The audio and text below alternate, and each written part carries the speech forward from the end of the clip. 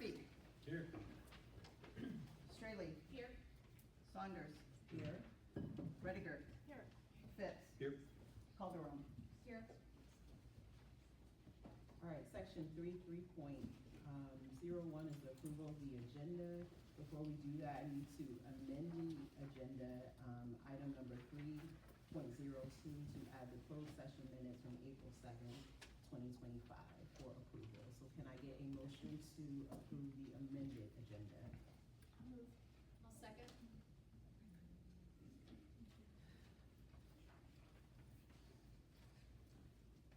Calderon. Yes. Murphy. Yes. Phipps. Yes. Rediger. Yes.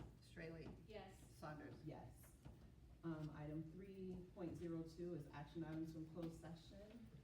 Need to approve the closed session minutes from March 19th, 2025, April 7th, 2025, and April 14th, 2025. Can I get a motion to approve those minutes? I'll motion. Second.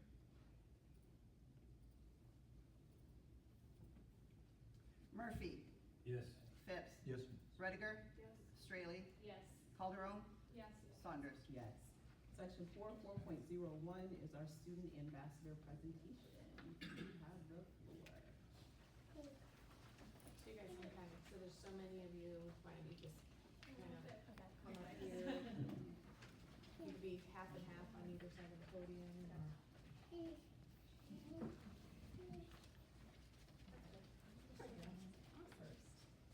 All right, hello everybody. You probably remember me. I feel like I was just up here. But we are the 2024-2025 Glenwood Student Ambassadors. There's more of us. Hi, Lonnie. There's more of us, but we were the only ones able to make it tonight. I know that there are other people who wish they would be here, but you know, some of us are very involved, which is great. So this is who we have tonight. I'm Ellie Surgis. I'm Ethan Waterman. Layla Rogers. Brianna Stolba. Hamna Sayed. Vanya Sayed. Mahi Chinpura. All right. And we also have some other members on the next. Oh, can I use this clicker?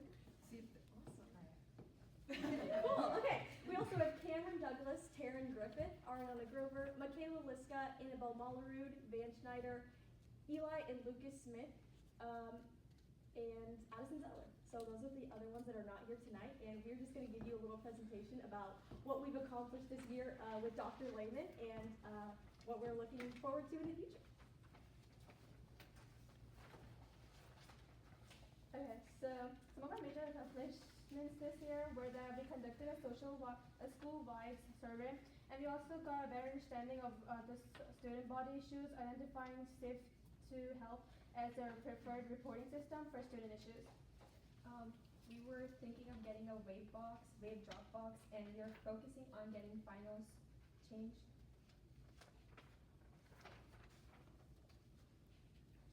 All right, so this year we did conduct, with the help of Dr. Lehman, we conducted a Glenwood High School school-wide survey in which we sent out a form in students' emails, and we asked them for responses about things that, just feedback for improvements that they think need to be made in Glenwood High School. So these are the results that we got from that survey. So in total, we got 920 responses, which I think is pretty good. 920. That's great. And then we just focused on the areas that we need to get worked on. So the first was grading, and the second was mental health, help groups, addiction support, freshman support, and emotional support. So here are the data from those surveys. And we will focus more on each of these individual graphs as we progress through the cycle.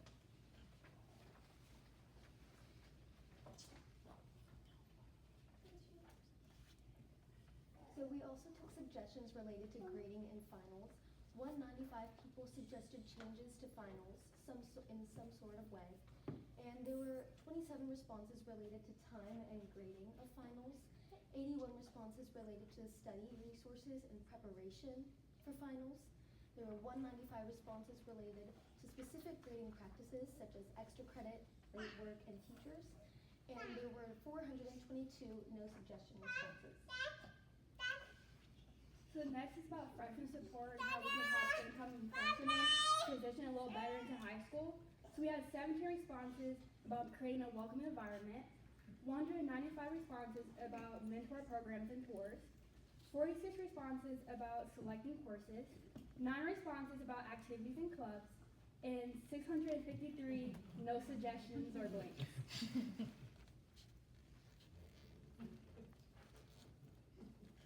All right, so next we took feedback on suggestions related to mental health support. So we had 104 responses about grading and workload, 79 about time with counselors and support groups. Groups is a little kind of conference that our counselors at the high school run where it's just a space to talk about some issues that are going on in your life. It's just a counselor implemented group that is very beneficial for a lot of students. 23 related to relaxation and meditation, 69 related to increasing mental health resources, 50 responses for encouraging open communication, and 595 blanks. The number of blanks increases as we go through the survey, and that's just because, survey fatigue is a very real issue. So that's why you're seeing some more increasing no responses, but we are getting good feedback. But to your point, Ellie, these were the open-ended Yes. comments. Everyone ranked the issues, but these were their ability to add comments. Yes, so for most of the survey, we had sort of a multiple choice, like ranking system. This is when people actually wrote in, typed in their feedback on these issues. So that's why some of the response was a little bit high.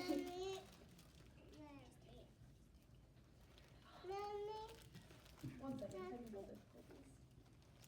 James is laughing.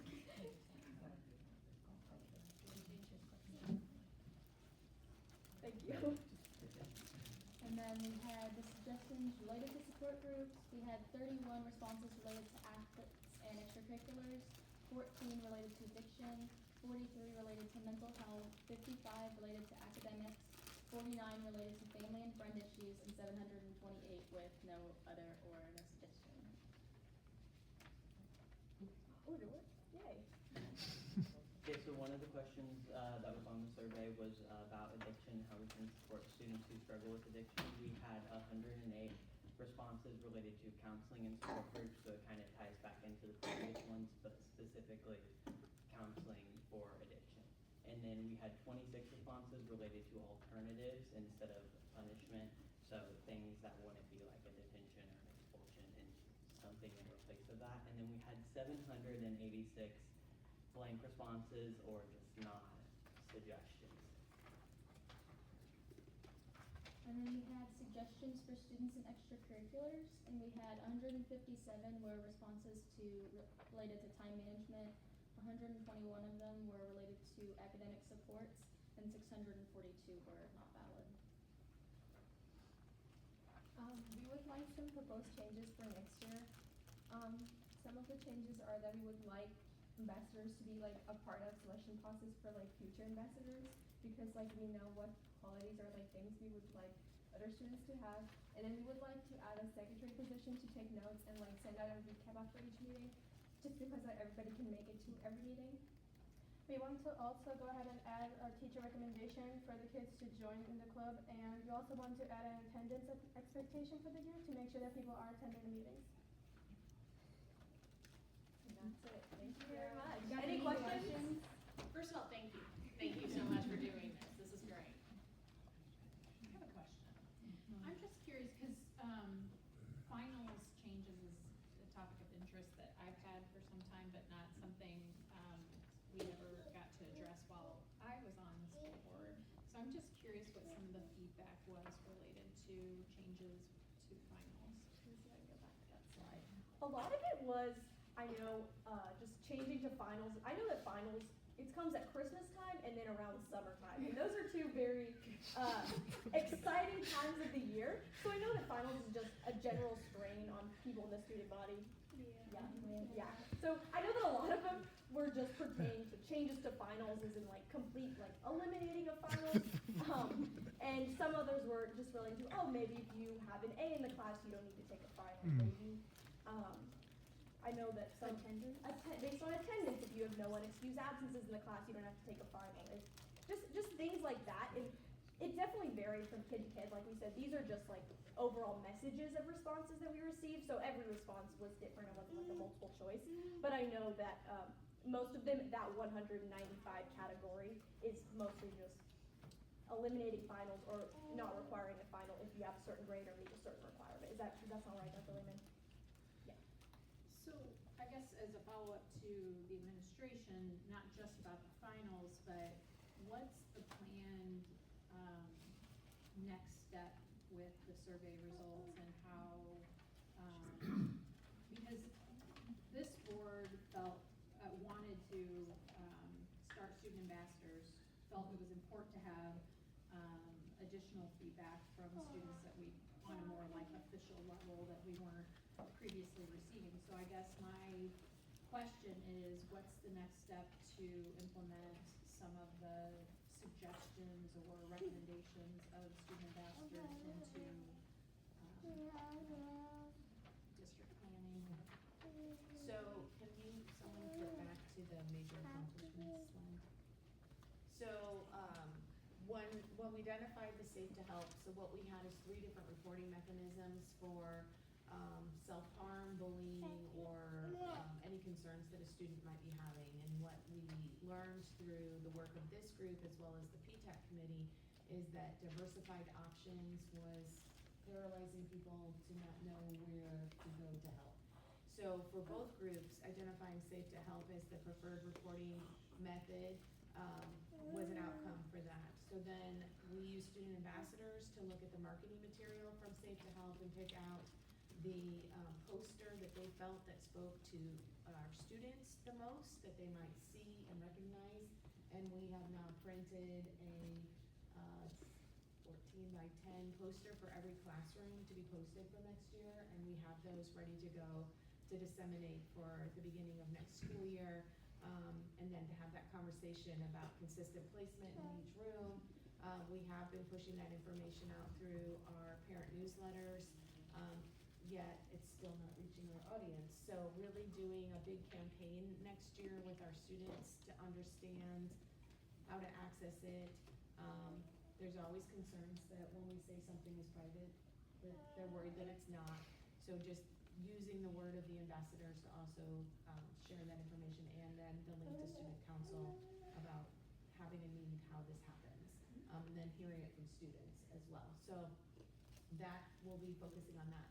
For the vape paraphernalia Dropbox, so we are talking about, we've been looking at trying to obtain an old, like, street mailbox, because we need something big enough, sturdy enough, and that when you drop something, you also can obtain something from it. So apparently those are very coveted items, and on the antique market. So we've not gotten very far with that. So we've now reached out to UPS as well to see if there's some links as to what we can do with that. And then if we, no matter what, we're going to have some kind of Dropbox at the beginning of next school year. And then this group will be working with the student body to understand that whether it's because there's addiction to the vape or concern about being caught with something that they don't have, that this is a safe and place to deposit something without consequences. As they talked about, one of the survey items was the lack of punishment versus assistance. And so trying to give kids an opportunity to make better choices by implementing that. And then with grading, so we'll be starting to focus on grading as a whole, not just finals, as we push forward through next year. Administration now is looking at resources, and we'll be starting that larger conversation about how we move forward with grading. Well, I just want to say thank you for the time you are putting into this committee. I think it's really just tremendous that you're willing to give of your time. I know as students you have a lot on your plate, especially because I know all of you are very involved, which is also really important. So thank you for the time and all the really valuable feedback that you've given our board. We truly appreciate the work you've done. I want to echo that. This is a really important initiative for this board, so I'm exceedingly proud that we were able to get that established, and just really thankful for the work that both this group of ambassadors did and also the previous group.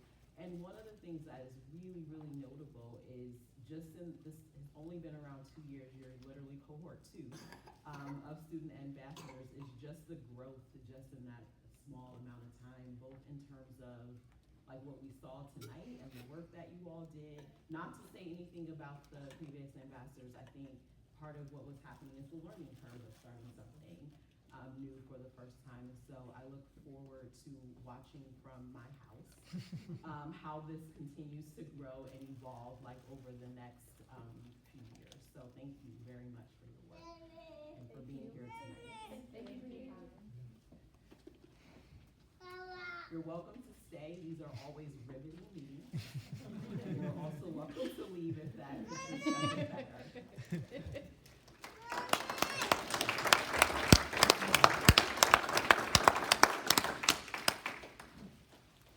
Section 4.02 is an opportunity for visitors to address the school board concerning any agenda topic, and it looks like we have 2 people signed up to do so.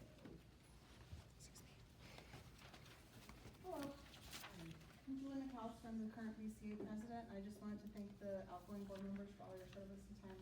It was appreciated, and thank you for all you've done. Thank you.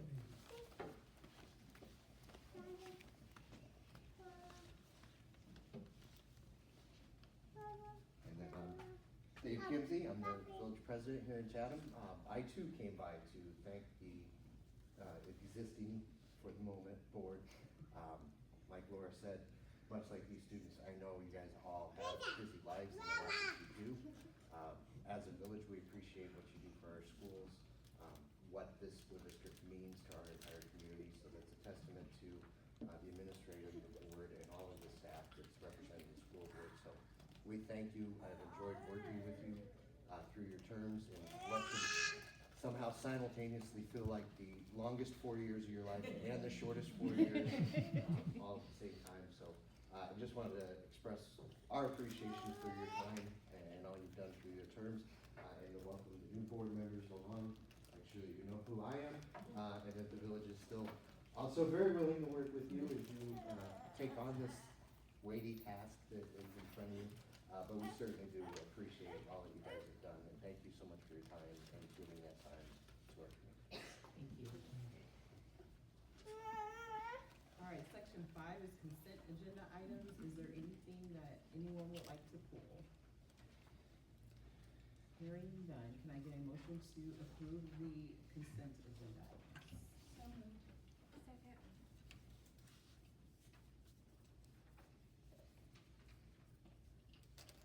Phipps, Yes. Rediger, Yes.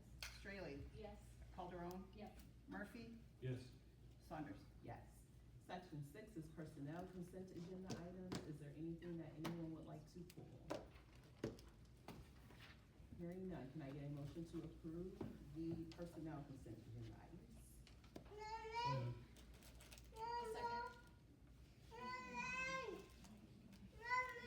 Straley, Yes.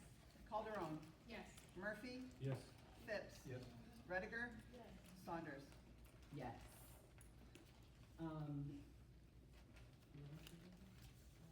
Jared Kester, who is our new facilities and grounds person that we just approved, is in the audience. So congratulations. Hi.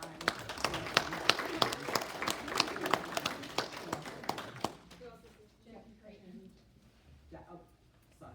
Hi. Jackie is also in the audience. Hi. Welcome and congratulations.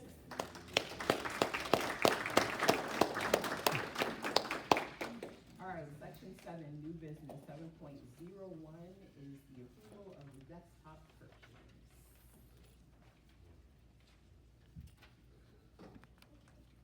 I'd be amiss if I didn't take a chance to tell everybody on this board, thank you for working with me and supporting me through the years. So I know some of you are here, we had some long nights there a few years. So again, I just want to tell you personally, thank you for the support and the time and sacrifices you guys put in for this district.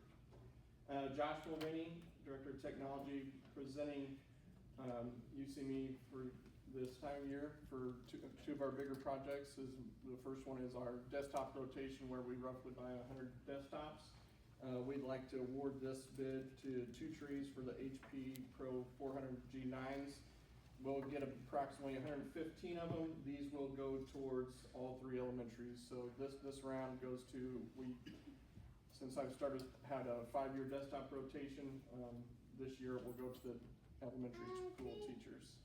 We had one bid come in lower, if you see at the top, but I noted the fine print on their quote was disclaimer, we reserve the right to adjust.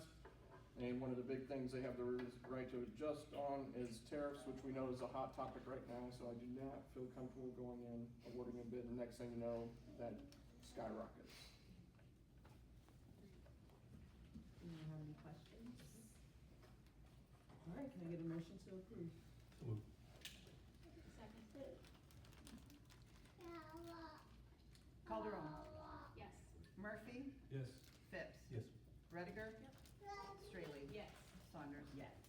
7.02 is the LED interactive panel. That's me again.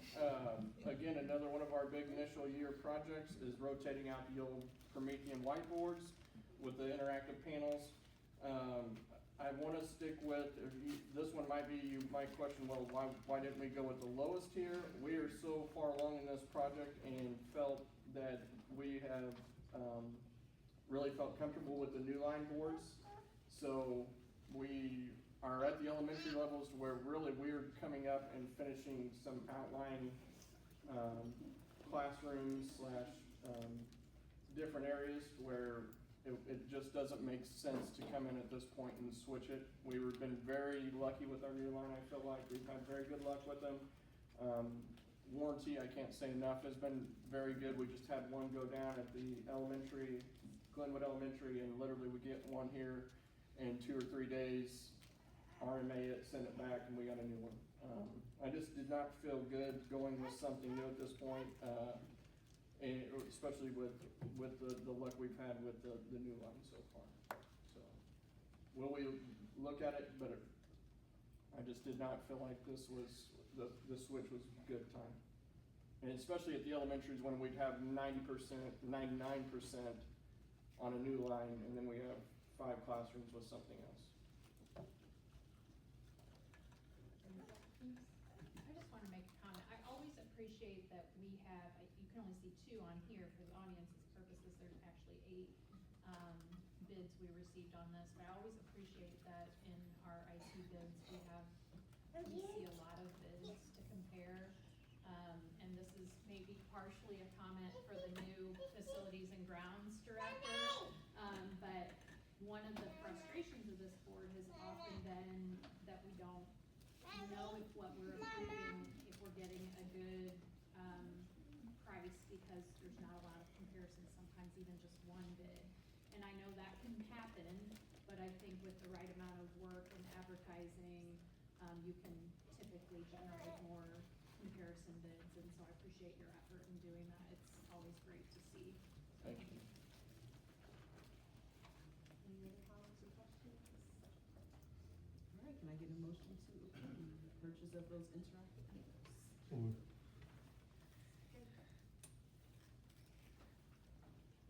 Straley, Yes. Rediger, Yes. Phipps, Yes. Murphy, Yes. Calderon, Yes. Saunders. Yes. Thank Thank you guys, you so much. appreciate your time. Okay, 7.03 is activity bus bid.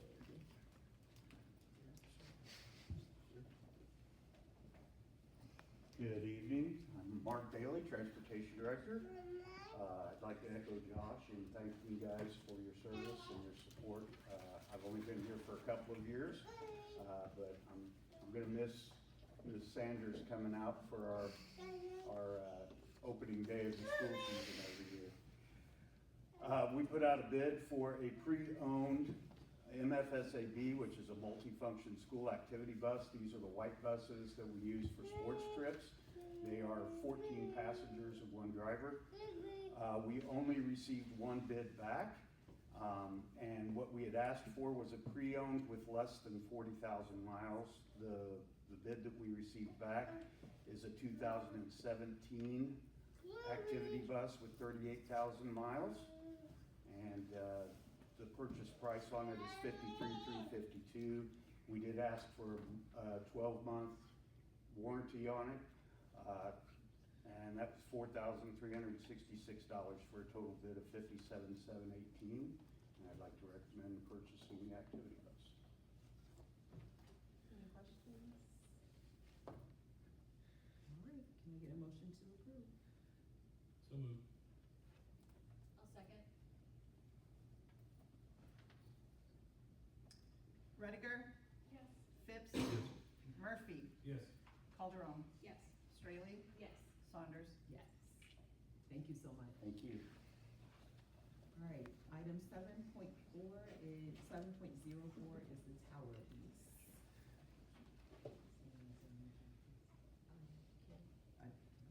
Okay. So, the tower, which is located outside of this building, are you gonna talk? No, I don't know. Um, You're passing it up. So, we lease space on the tower for computer equipment and dishes, and we were approached by the FBI for them to add equipment to our tower. And so this is the contract, to place the equipment and then pay a monthly fee, for that use of their dish on our large orange thing out there that we like so much. Anyone have any questions? What kind of equipment?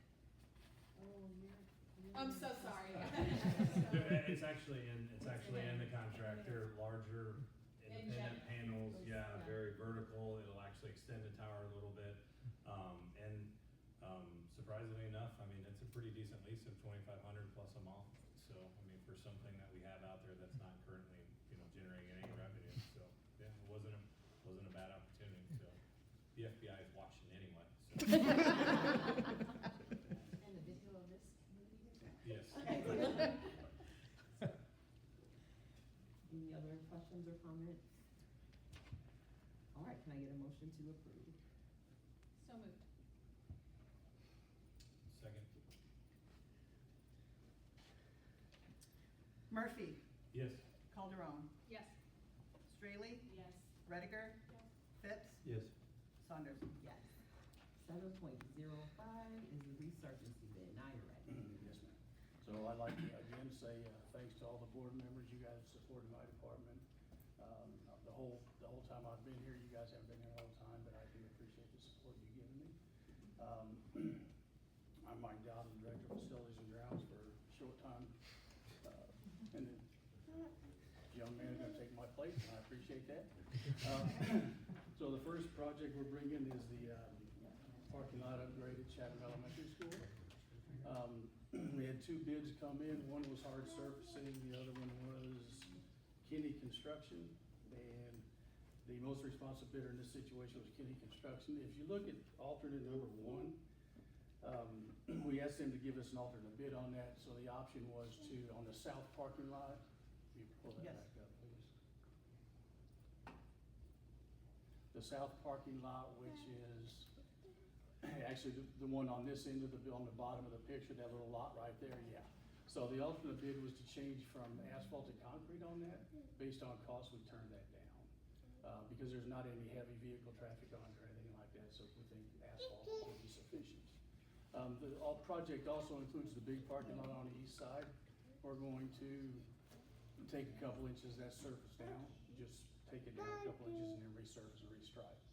On the west side of the building, the long lane over there on the northwest corner, that lot will be completely removed and replaced with concrete because there is bus traffic there, especially at buses, and that's where food service deliveries are. And also those lanes on the west side right there, the little rectangular, and the lane between the playground and the building, those are gonna be completely replaced with asphalt. It's in pretty bad shape.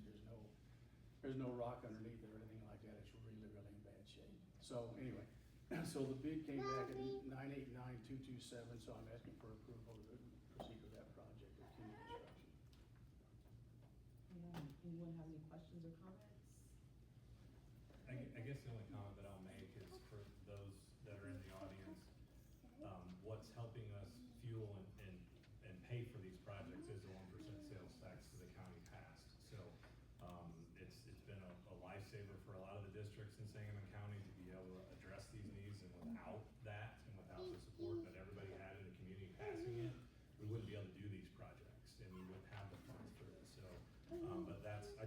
folks to know that that's where we're taking and deriving most of these replacement projects that come up. It's all coming from the 1% sales tax for the county. Because I know as board members, we get those questions of what are we doing with our 1% sales tax? And unfortunately, we aren't building brand new things. We have a lot of deferred maintenance that we're taking care of some of these issues right now, so. Thank you. Can I get a motion to approve? So moved.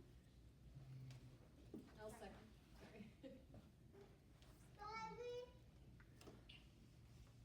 Calderon, Yes. Murphy, Yes. Phipps, Yes. Rediger, Straley, Yes. Saunders, yes. 7.06 is the GHS baseball softball dugout. Yes, so we went out to bid on, to replace all 4 dugouts, 2 on softball, 2 on baseball. We only had 1 bid come back. We had a lot of interest in the pre-bid part of it, and construction projects they're in full swing right now, so it's just very hard to get more than 1 bid, or 2 bids in that case. So the alternate bid 1 was to add heat to the dugouts. And so what this included was to run an entire new service to it, new heaters, the whole 9 yards, and the thing come back at almost $79,000. We rejected that. We were not gonna heat our dugouts. So the other alternate bid is to relocate the scoreboard. So what we're gonna do is take the existing scoreboard off of baseball and softball, replace both of those scoreboards and take the one off of baseball now and move it over to GIS or middle school. Because that scoreboard is aging over there. The one that we're gonna relocate over at the high school is only about 2 or 3 years old. It's only got 7 innings on it, which is the reason that they wanna relocate it. Makes sense to me. So the entire cost of the project is $759,882, so I'm asking for approval, to move ahead with that project with John Coe Construction. And another note, John Coe Construction is the company that did for those of people that were here at the time, they did the new entryway at Chatham Elementary. This was 9, 10 years ago, but they did that, and that was the company that did that, and they did a great job for it. So they do have some history in the district. Any questions, comments? I'll just make one real quick, sorry. This, for those of us that have been to these facilities, this is not a want project. These dugouts are absolutely disrepair.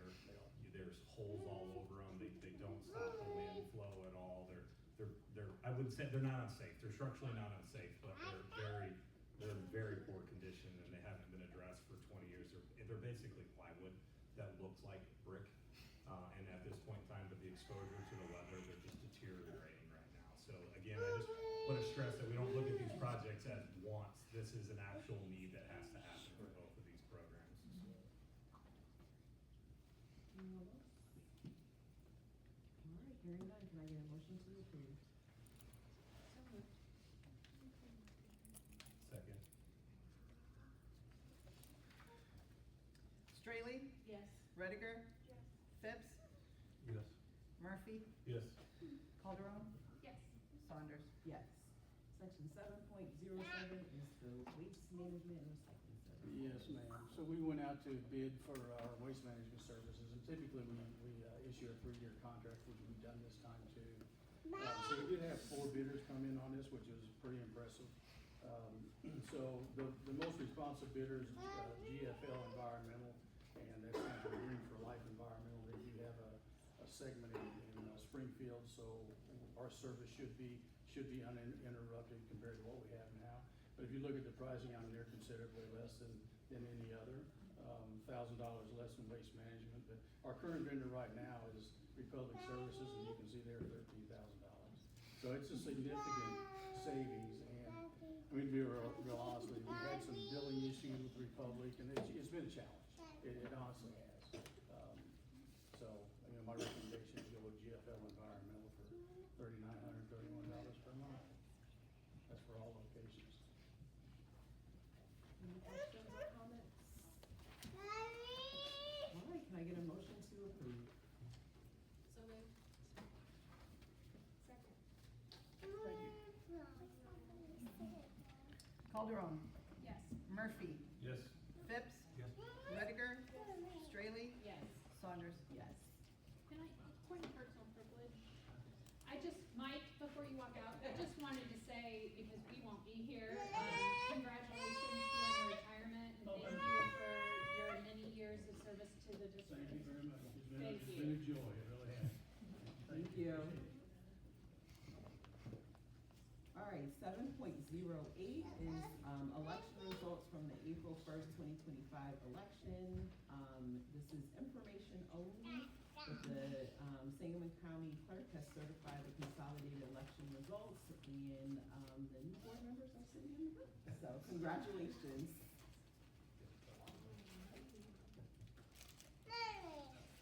All right, section 7.09 is the beginning of the reorganization process. So to begin the reorganization process, we need a motion to elect a president pro tempore until the board elects a permanent president. Traditionally, the superintendent has served as the president pro tem. Do I have a motion to elect Dr. Lehman as the president pro tem? So moved. I'll second.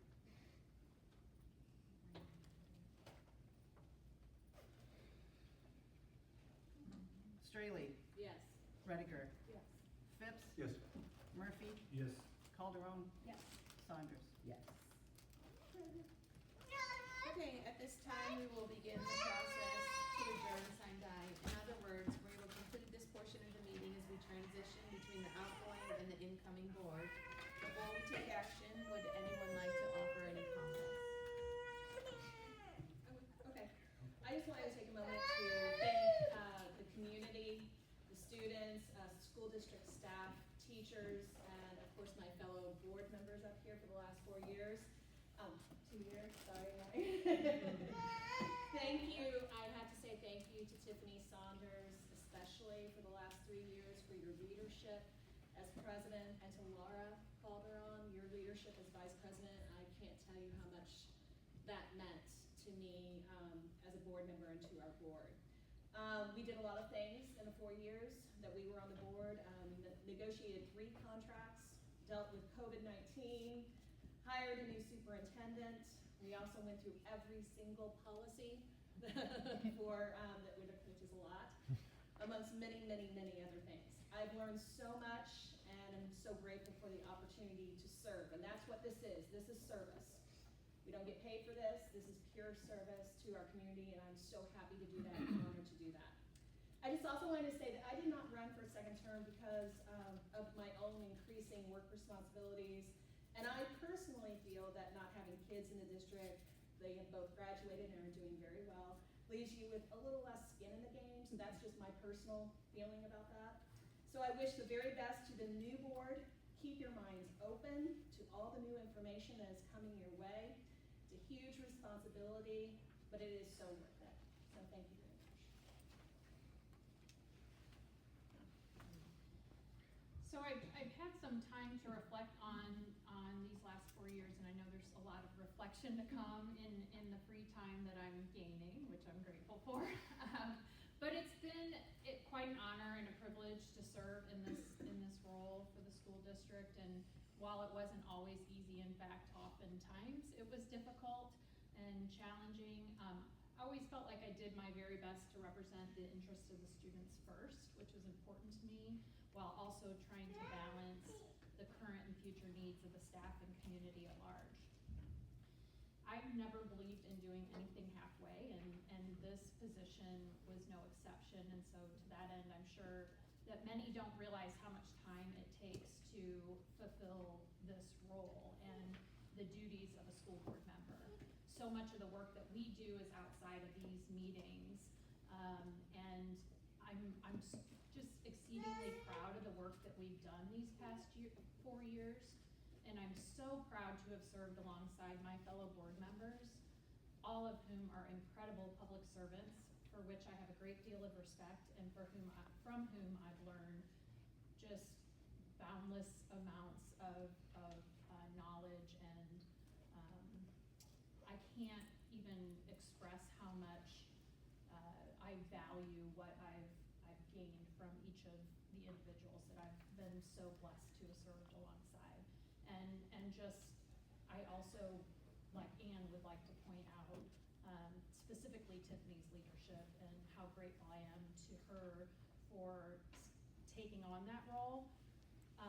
I talk about the time that it takes to do this job. The time that it takes to be president of this board is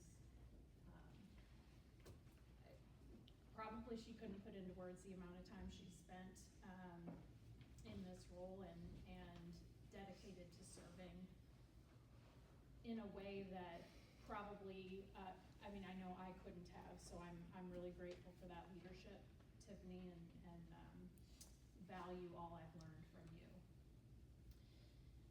Okay, lost my place now. I also want to thank our administrative team for serving as such a valuable resource to me over the last 4 years, and who continues to work hard every day for our district, and our teachers and support staff. I want to thank all of our staff in this district and the time you give to the students. It's truly invaluable. Lastly, I want to thank my family for their support and sacrifices that have allowed me to invest a lot of hours away from home in order to fulfill my role as a school board member. My choice to serve in this role meant that there were many times that I missed things that were important to my children and my husband. And that's not been easy, but I'm very much looking forward to fewer missed things. So thank you to the voters in our community for giving me this opportunity to serve.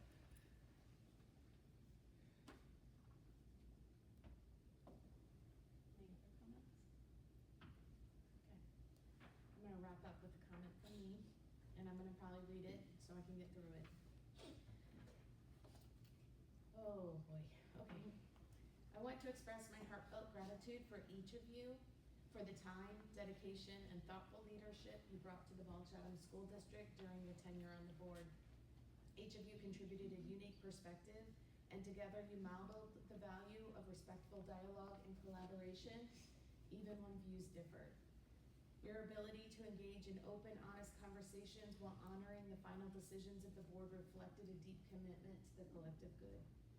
Throughout your service, you upheld the public image of the district with integrity and professionalism, constantly demonstrating a high standard of decorum.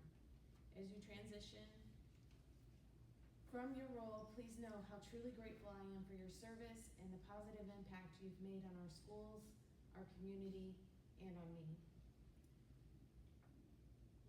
Okay. At this time, can I have a motion to adjourn, sign, die, to say goodbye to our departing school board members? So moved. Second.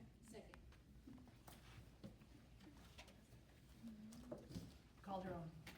Yes. Murphy. Yes. Phipps. Yes. Redeker. Yes. Straley. Yes. Saunders. Yes. Thank you.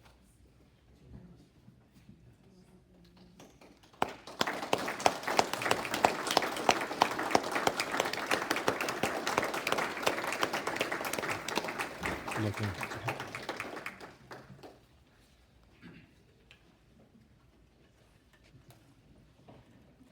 Starting to feel pretty lonely up here.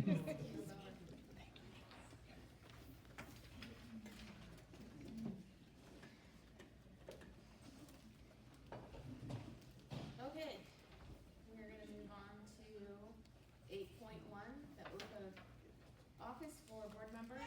So we'll now begin the oath of office for our incoming board members. If we could have our new board members step to the front and face the podium. Ellen Luking from Miller, Tracy, and Braun is here with us this evening to conduct the oath. After the oath is completed, you will take your seat alongside Ryan and I. So you're gonna come here and face Ellen, who's gonna be at the podium.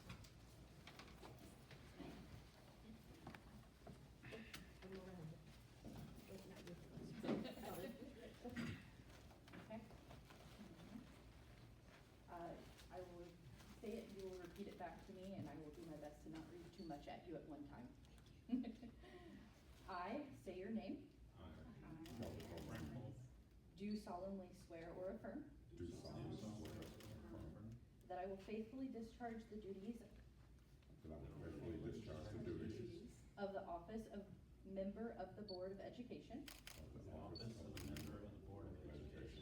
Of Ball-Chatham Community Schools. In accordance with the Constitution of the United States, in accordance with the Constitution of the United States, the Constitution of the State of Illinois, the Constitution of the State of Illinois, and the laws of the State of Illinois, and the laws of the State of Illinois, to the best of my ability. to the best of my ability. I further swear or affirm that I further swear or affirm that I shall respect taxpayer interests I shall respect taxpayer interests by serving as a faithful protector by serving as a faithful protector of the school district's assets. of the school district's assets. I shall encourage and respect the free expression of opinion I shall encourage and respect the free expression of opinion by my fellow board members by my fellow board members and others who seek a hearing before the board, and others who seek a hearing before the board, while respecting the privacy of students and employees. while respecting the privacy of students and employees. I shall recognize that a board member has no legal authority I shall recognize that a board member has no legal authority as an individual as an individual, and that decisions can be made only by majority vote and decisions can be made only by majority vote at a public board meeting. at a public board meeting. I shall abide by majority decisions of the board I shall abide by majority decisions of the board while retaining the right to seek changes while retaining the right to seek changes in such decisions in such decisions through ethical and constructive channels. through ethical and constructive channels. As part of the Board of Education, As part of the Board of Education, I shall accept the responsibility I shall accept the responsibility for my role in the equitable and quality education in my role in the equitable and quality education of every student in the school district. of every student in the school district. I shall foster with the board I shall foster with the board extensive participation extensive participation of the community, of the community, formulate goals, formulate goals, define outcomes, define outcomes, and set the course for Ball-Chatham Community and Schools. set the course for Ball-Chatham Community Schools. I shall assist in establishing a structure I shall assist in establishing a structure and an environment and an environment designed to ensure all students designed to ensure all students have the opportunity to attain their maximum potential have the opportunity to obtain their maximum potential through a sound organizational framework. through a sound organizational framework. I shall strive to ensure a continuous assessment I shall strive to ensure continuous assessment of student achievement of student achievement and all conditions in all conditions affecting the education of our children affecting the education of our children in compliance with state law. in compliance with state law. I shall serve as education's key advocate I shall serve as education's key advocate on behalf of students on behalf of students and our community schools and our community schools to advance the vision for Ball-Chatham Community Schools. to advance the vision for Ball-Chatham Community Schools. And And I shall strive to work together I shall strive to work together with the district superintendent with the district superintendent to lead the school district to lead the school district toward fulfilling the vision towards fulfilling the vision the board has created, the board has created, fostering excellence fostering excellence for every student for every student in the areas of academic skills, in the areas of academic skills, knowledge, knowledge, citizenship, citizenship, and personal development. and personal development. Congratulations, you all. You can be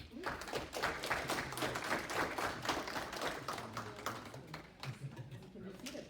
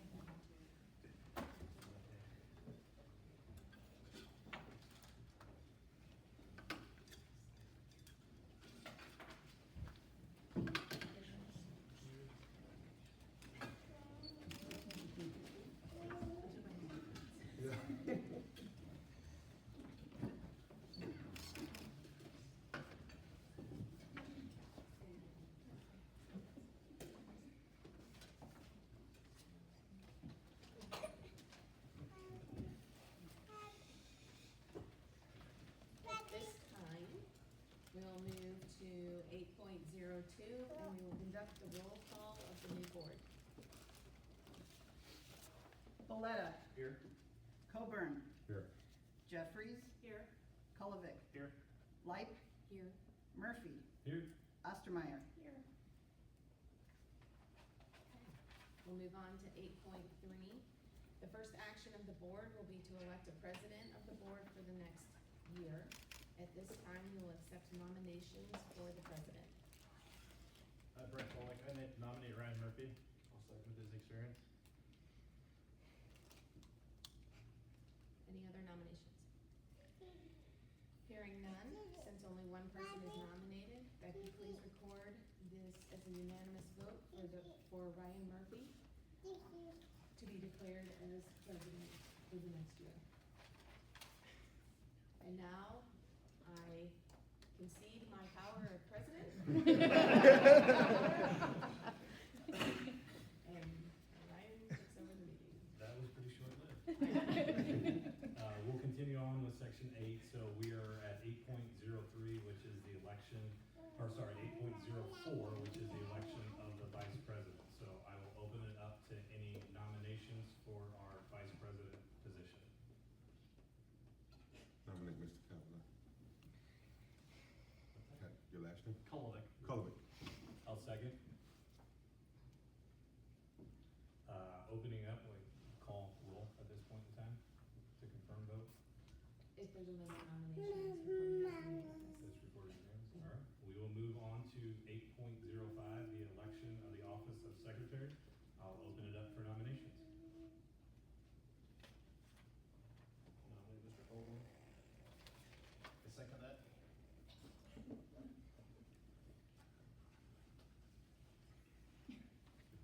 Hearing no other nominations, we will conclude that as unanimous and move on to 8.06. Approve board policies and rules and regulations of the proceeding Board of Education. It is the recommendation that the new board take action to adopt all current board policies and rules and regulations and student handbooks, and should be ratified in their current text until changes or modification by the future board action. This is within the board policy 2-002, powers and duties of the school board, and indemnification. Fancy way of saying that current board policies stay in place until we have such time to change them or modify them.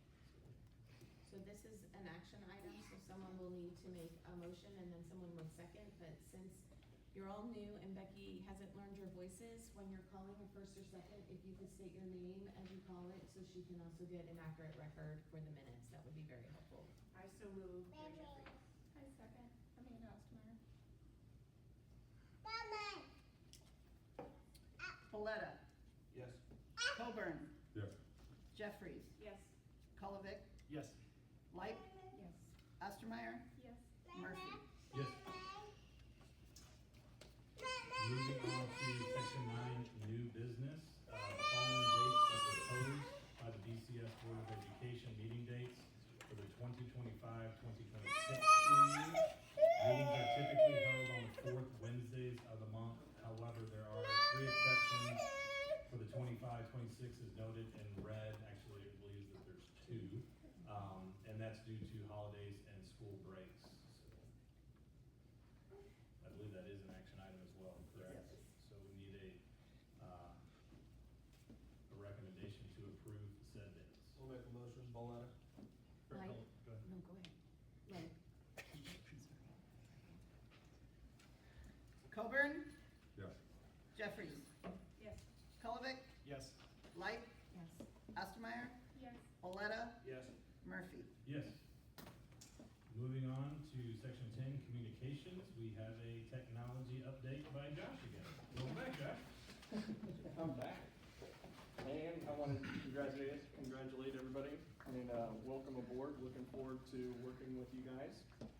Before I get started, I just want to take again an opportunity. I'm going to seize it to let you guys know how great. This is my 10th year. Actually, I was hired 10 years ago today, or meeting, and what a great district that this really is. And it starts with Dr. Lehman, Jen at the top doing a great job. We got some absolutely phenomenal teachers in this district, and clearly some of the great students here as well. The directors, the administration team is one of the tightest that's been, really good. So I just want to take this opportunity to let you guys know that I truly feel that this district is in some good hands right now. So usually I do a little bit different spiel, but since you guys are all new, I do want to take this opportunity to let you guys know more about my department and what it's made up of. So, I got a clicker right here. My name is Josh Mulvaney. Like I said, this is my 10th year at the district. Before here, I was at Rochester Schools for 9 years. I oversee all the technology district-wide. My team is composed of 6 other individuals. Brett Moore, who's our systems administrator / innovation, we changed that position whenever we had a retirement to really push technology into the curriculum. We have John Hopkins, my network administrator. He helps me take care of the bigger projects that are on the network side. And then we have 4 hourly techs, Jim Chase, Justin Maston, Jackson Leonard, and Chase Short. Those are our boots on the ground guys that are really our first responders that take care of our clients. And whenever I talk about clients, we have 4,500 roughly students, 600 employees, 650-ish, okay? So all those we take care of because all of them I work with technology on a daily basis. So we stay busy. We also have some teachers where we'll talk about why we really focused on STEAM, which STEAM's a hot acronym if you haven't heard. STEAM's science, technology, engineering, arts, and mathematics. We really pushed that the last few years. That was a really big focus of the Education Foundation as well in helping us get this going. So I wanted to take the time to really highlight them. We have Amy Julin, who she does Ball Elementary and Glenwood Intermediate. We have Jamie Goen, who does Glenwood Elementary, Chatham Elementary. We'll talk a little bit more about all these guys a little bit later. Mike Goen, who's at the intermediate school. Will Brown, who's at the middle school. And Christy Fletcher, who's at the middle school. And we have some at the high school as well. But these are the ones that are really focused in on the STEAM. Typically, whenever I do my annual report, I always want to say where we're at, and then give you a direction of where we're going to go. Obviously, that's a little bit different with you guys because you guys weren't here last year to see where we were at. So we're going to go about this a little bit different. I'm not going to come to you and give you all the nits and the little details of the projects, but I want to give you the big highlights, the big projects that you might be involved in.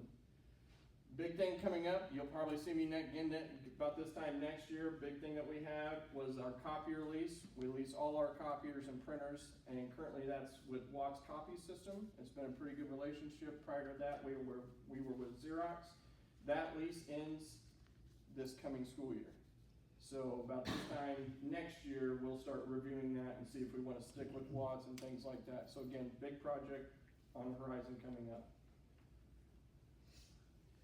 Let you guys know again, big item that we had, you see it tonight, was the desktop rotation. I can't say enough on the journey that we've been technology-wise since I've started. I'm not taking all the credit or anything like that, but when I first started, I don't know if we had a new machine in the district. And then we had several refurbished machines, and we really made it a goal to get teachers and our staff on machines that they could use on a daily basis with no worries. And we've started that. I implemented a 5-year desktop rotation to where we really don't have anybody using a desktop that's more than 5 years old. So every year we average about 100 machines, rotate our old ones out. We are finally, I'd say, at a really good spot where we're good as far as spec-wise and like that. We don't want to stop because here's the deal. Whenever I started, you don't want to eat the whole elephant in one sitting, right? So we had to piece this off. We do not want to get in that part again where we can say desktops are good, let's stop buying. 3 years from now, we got to eat the entire elephant again, okay, and start this whole process. So technology needs to be an ongoing, because it never stops. I mean, you see it. There's something new out every time or every year. whether it's phones, iPads, desktops. We had to do this too. What's coming next year? Windows 11. Microsoft is going to push everybody, Windows 10, it goes away. So we have to have these machines to be able to do things like that. So like I said, this year, we rotated our elementary. So next year, we'll just go back and see who's up on our 5-year rotation. Keep those out. We do a good job too. We rotate our oldest ones out. We e-recycle, but also like the ones that are still really good shape, usable, we rotate them into a spot that might not be as usage intense. Okay, whether it's a cafeteria checkout machine or something like that. Big one again, you saw it tonight. Our teachers on a daily basis would use interactive whiteboards. They're Promethean old 300s, you cannot even buy them anymore. They're the parts, the only reason why we've been able to keep these going as long as we have, we started that rotation. We got some donated from another school. We've milked this as long as we could, so we, again, put in that rotation where we started getting the whiteboards out, and even the projectors. We went from projectors and a whiteboard to the interactive TVs. Basically, every teacher almost, especially in the elementaries, have a 75-inch interactive TV. And again, that's going to be something that we're elementaries, we're almost complete. I know the middle school, we're almost complete. Same thing with the intermediate. Our big focus next year will probably be a high school. We got a few departments that are still, that don't have it. And we'll talk with Mr. Green usually talk with him to see who's a priority to make sure that they got it. Not only that, but I know I got my science crew with me tonight, and their board space is limited. Is it a good fit with them and things like that? So we'll take that into consideration next year. Again, this is more for you to know. We are a one-to-one district with Chromebooks. Some of you might know it, some of you might not. So we lease 3,500 Chromebooks.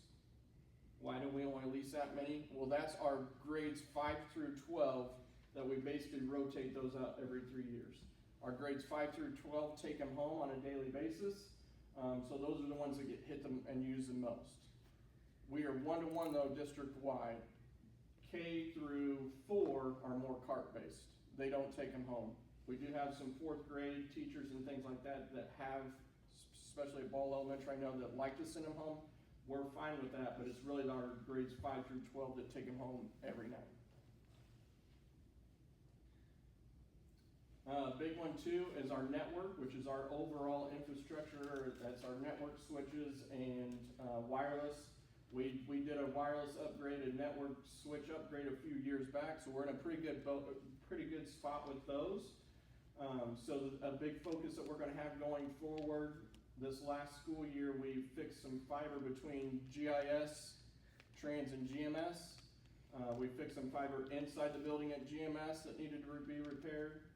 So now our future goal, all our buildings besides Ball, because we recabled it, and probably Glenwood Elementary because it's newer construction, really need to be recabled. I'll tell you, when I started here, I know we got into Ball Elementary, and that's why we did it first, and most of the plugs were not even wired and configured correctly.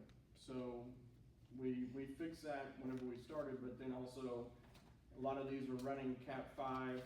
They're a hodgepodge mess, a hot mess, I'm not gonna lie. So a future goal will be looking at our buildings and saying, okay, we need to make these cabling issues better. We'll probably look to do that more with E-rate. We do use some E-rate money for big projects like that to help offset the cost.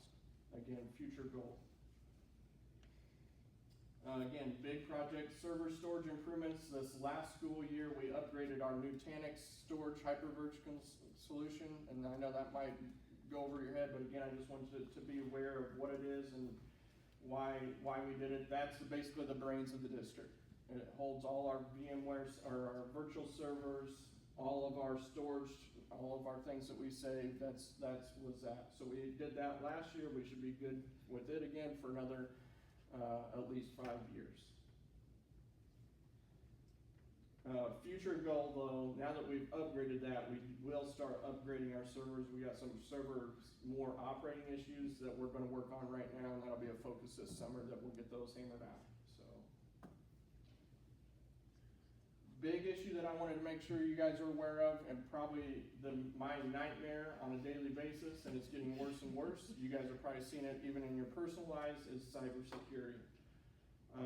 School districts are a hot target for cyber attacks, whether it's, you know, going after different information, you're reading it, it's getting closer and closer. I know that there's been more local area schools that have been hit.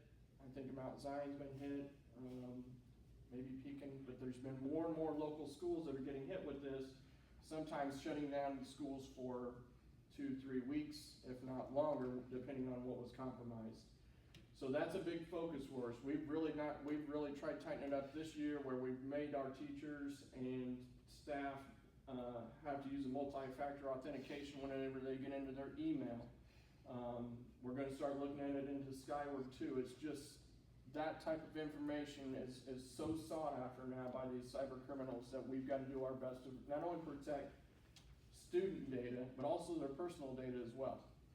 Because, I mean, our employee information's housed in Skyward and things like that. So it's just trying to make sure that we're doing our best to secure everybody. You're seeing it more and more, whether it's your online banking, you're paying your wireless bills, everybody's pushing this multi-factor authentication. It's gonna be second nature for everything. To try to improve that and make our staff aware, we did do a phishing campaign. So if you don't know what phishing is, you probably have seen it and might not know it, but phishing is where a cyber criminal will cast the net out, try to get you to take the bait, and give you their information, or your information. You'll see these in different forms where somebody poses as Dr. Lehman saying that she needs me to contact her because she needs me to go buy iTunes gift cards and she can't talk right now. That was the early ones. Those ones weren't as bad. Those ones were like, okay, that's weird. You know, so we could catch those. But now they're getting more sophisticated, where they'll send something, again, it might be showing that it's Jen Farnsworth. Hey, I need you to sign up for your classroom assignment for next year and fill out this form. Well, if you're not careful, it's really not her, it's somebody. I could go home today and create an account and put my name as Jen Farnsworth. But if you don't take the time and click on that and more details to see, well, no, that's not J. Farnsworth at BCSD5.org, then people fall for that sometimes. So that's kind of in a nutshell what phishing is. So we did a campaign, we worked with the LTC and said, send these fake emails out, let's see what happens. 535 emails went out, of the 600, we identified 699 email addresses I gave to them. 535 were actually delivered. Now, some of those were bounced, some of those never hit them because of, you know, these are filtered emails, and finally it picked up like, that's not right, so we're gonna put it in their spam. Out of those that were delivered, 10%, 54 of those delivered were clicked on. So that's where the email, they've opened them up, and here's a link, somebody clicked on the link. That's not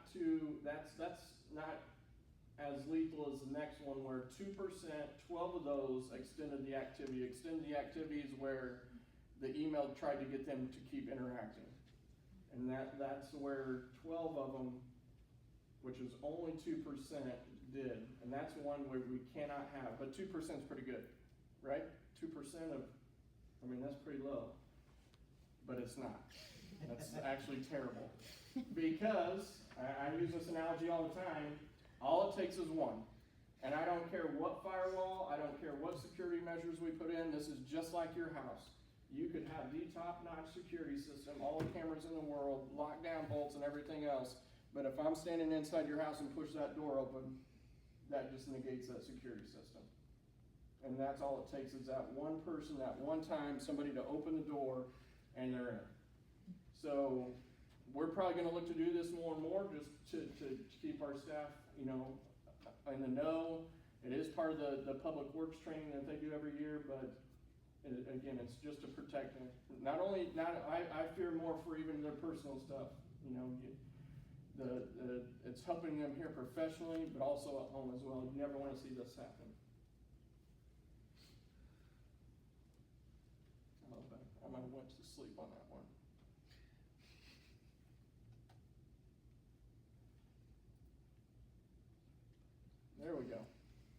So I do want to give you guys a quick glance of I alluded to it early on, our STEAM adventure and what it went. In 2019-20, we really started looking at STEAM, and we kept going forward. We took some retirements and was able to really to take advantage of those, hire some teachers to, whenever we had a tech facilitator retire, we hired some current teachers to be more STEAM teachers and really push that technology into the classroom. And we started that back in 19, and we've really just kept going forward with it, and it's been a huge hit with our kids. And I just want to give you guys an idea. This is kind of the areas of studies that our kids are seeing here at the levels.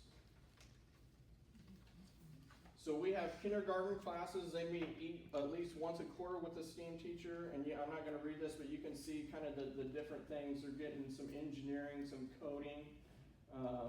And then we move up and we just keep bumping it up and increasing those opportunities and increasing those challenges. Whether it's first grade, now they're meeting twice each quarter and they're getting into 2D, 3D printing design. Second grade, they meet each classes every other week. And then if we go into third grade, they meet once a week. Fourth grade meets once a week. Fifth grade actually has a desk dedicated as well, meets once a week. But the thing I wanted you guys if you just take the time and look at what those kids are experiencing, video production, 3D printing, coding. I did a career fair with GES a year ago and talking to, I think it was third graders, and gave them my career journey and told them I didn't see coding until I was in college. I'm computer science, got a master's in computer science, didn't see coding until college, and I'm talking with third graders that are coding and they're great. I mean, it just blows my mind that what we're exposing our kids to, and they're just, it's amazing. So I just want to, that has been fantastic, the program. And we keep it going with the middle school. We went and really looked for more of some different options. We do Project Lead the Way at the middle school. We got a couple different classes, automation and robotics, and design and modeling. And then Full Steam Ahead, which does flight and space, and one is solar energy and hydroponics, which is really cool. If you walk by Mrs. Fletcher's classroom and seen all the plants and stuff they had going this year, is really cool. High school technologies, they still offer, whether it's photography, yearbook, graphic design, video production. The big thing again is the computer science, so we still do coding at the high school level as well. Computer applications, whether it's Microsoft, things like that, keyboarding that is offered at the high school. A big one that I want to highlight is Mary C., our teacher at the high school. This is new this year. She has design and merchandising, which they opened the Legacy store inside the high school, where those kids are designing and selling the stuff right there in the high school, which is awesome. And she was chosen, she's one of 20 schools that will be highlighted, the students for innovation advocacy day downtown at the Capitol. So amazing things going on with our kids doing this stuff. We also do our after school program with STEAM. It's our first Lego lead at the elementary levels. This is where we are Jamie, Amy, and we'll do the elementaries. The kids sign up. They do Lego challenges where they're building things, coding things like that. At Glenwood Elementary this year, they serve 72 students. Chatham Elementary 70. Ball, I believe, was 54. I'm sorry, I didn't get that one up there. And then at the intermediate school, the 5th and 6th grade, they just take that a step further. So first Lego is more the League Explorer at the elementaries, and then they do harder challenges at the intermediate school. And in the intermediate school, we did 101 students this year in a volunteer after school program. And that's more on that information, but I want to give you guys an opportunity to ask any questions. Yeah, I just have a couple. As far as going back to the fishing, my experience with this district is you're doing a great job. Well, thank From you. the point of Skyward, you guys would send an email if it's raining saying school's closed or what have you. And my son's a scholar.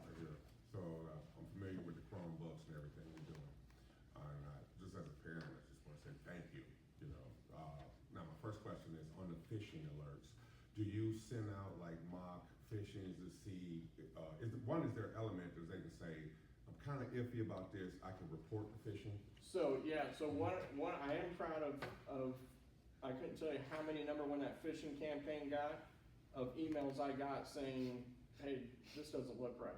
So I've put out some things, if there's ever a question, ask us ahead of time.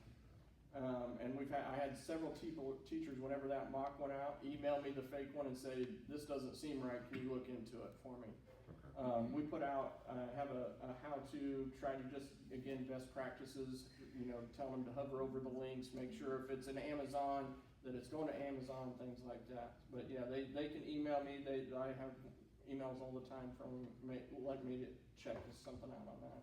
Okay. And then my second question, where would you rank us as far as the area, the state, the district, as far as technology? Are we best, are we close, and what steps can we do there to be the best? I think we're right close to the top at this point. If you would ask me a few years ago, I'd said not even close. We've done leaps and bounds, and I'll give that to credit from not only the board who supported this, the administration supported us moving forward, but right here too, these teachers. It's one thing to go one-to-one and say, hey, we got a device down in the classroom, right? But these guys pushing that and incorporating that has made it to where our technology is more relevant. So I'd say there's always room for improvement for sure, but I think, now that you see us, we're getting highlighted on the news channel 20s and that for our STEAM, Mary getting highlighted. I think now that we are towards the top now for sure. Yeah, Chatham America. There you go. The Education Foundation has been hugely instrumental in providing Absolutely. some funding for those projects too, so I don't want to not mention that and all the work that the folks do on that Education Foundation, because they really took that initiative to help out with the technology and increase it, and it's done tremendous. So anybody can, support those events that they have throughout the year, please do, because it makes a big difference for the kids. Iron Chef's coming up, and Iron Chef's been a godsend for projects like that. They come to us and, what can we help with? And they've been great. 3D printers, the coding robots. But if you ever get a chance to see some of the stuff that those kids do with those, I would encourage you to check it out. What are some of the biggest challenges you expect for next year, and how can we help you support you guys, your team? The big thing, like those big initiatives coming up. Okay. I do my best to try to keep you guys informed for sure, and I want to bring options, and I want to be upfront with you guys for that for sure. I've always said I try to do my best and due diligence as far as, especially when it comes to budgeting and things like that, to save this district money whenever and wherever I can.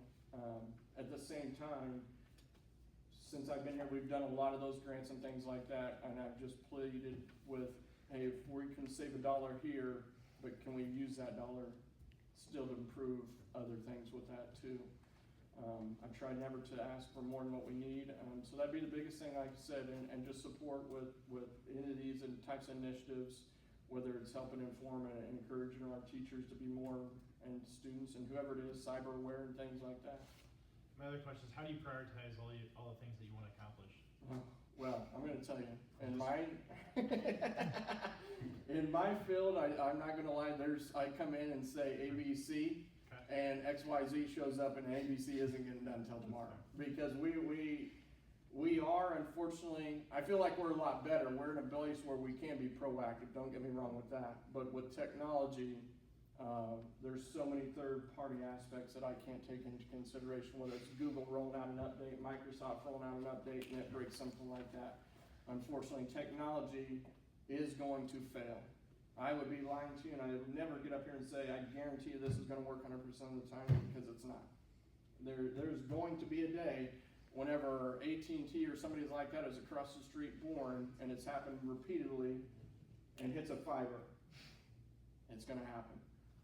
One of my future projects I've skipped over, I'm sorry, on the fiber, we have a strand of fiber that cuts across ivy that has been hit, and we want to relocate that. It's just stuff like that. But whenever I prioritize, again, I need to make sure these guys can take care of our students. That's priority number one. If we get a help desk ticket, and if they can't teach, then that needs to be first, for sure.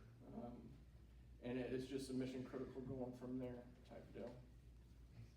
Thank you so much to you and your department for all that you have done to just put this at the forefront and keep us kind of ahead of the curve here, because I know, and I was so excited to see that all of the whiteboards were replaced at the elementary school. Speaking of the frequent flyer, Yeah. it frees you up to go and do the things that you have to do, the important work, so thank you. My pleasure.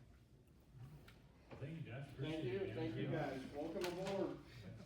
All right, moving on to 10.02. There's some future board meeting dates that come up. Important. Everybody get their calendars out. Just pay attention. We'll go through some different board assignments on different committees, but it does lay out a lot of the negotiations that we potentially have coming up with some of those dates. We also have facilities and grounds on May 14th. The 15th is another possible meeting date. You have the PTAC committee meeting on the 19th. The 20th, there's the finance committee. And I will say that these are dates that have traditionally been there for these different committees, but with new board, we're gonna have to look at these dates and make sure that they work with our existing board members and they work with the people we've assigned to these committees. So they may change. We probably will change would be the answer to that. So we just gotta stay flexible and you know, understand what's gonna get us the most success at that point in time and getting attendance, because we do have to have representation in order to make quorums and things like that. So just pay attention to those dates, but like I said, they're published out there, but I can see some of them changing. But because they are open meetings, we'll have to then notify as well and make sure that we hit that. So moving on, we'll go to 10.03. This is the citizens' opportunity and visitors to address the school board concerning any topic whatsoever, and we do have a few people that have signed up, so we'll let Julie go ahead first. First of all, I wanted to say, Josh's team is phenomenal on supporting the staff. When we have a breakdown, like if you come in and something's not opening and you're panicked because all of our lessons are technology based, so you know, a lot of them are. Of course, we could go old school, but it's not as much fun and it's not as easy. They immediately get out and help us, so it's a huge shout out. We appreciate it. Next, I'm sorry, I should have said who I was again. Do I have to say it again? Julie Callister, Ball-Chatham Education Association President. I just want to welcome all the new members to the board to let you know how excited the Ball-Chatham Education, and Brian, we're glad that you're still here. Sorry, don't want to exclude you. And just let you know how excited we are to form a productive, positive, collaborative working relationship moving forward, and we're glad that you're here, so thank you.